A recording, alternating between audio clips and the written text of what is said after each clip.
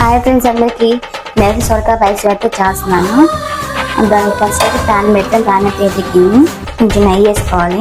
జీడిపప్పు కిస్మిస్ అయితే వేయించుకోవాలి. జీడిపప్పు కిస్మిస్ అయితే వేగిపోయినాయి, తీయాలి. ఇప్పుడు అదే నెయ్యిలో సొరకాయ అయితే తురుముకొని పెట్టుకున్నాము. ఇది కూడా వేయించుకోవాలి. దాంట్లోనే విడిగా అయితే కాసి పెట్టాను. దీనిలో అయితే పోసుకోవాలి.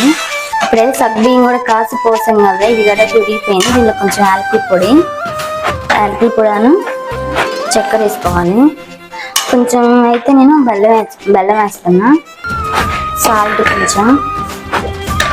ఈ విధంగా అయితే సొరకాయ అయితే ఉడికిపోయింది సొరకాయ సగ్గుబియ్యం అయితే. ఇప్పుడు కాసి చల్లర్చుకున్న పాలు అయితే పోసుకోవాలి.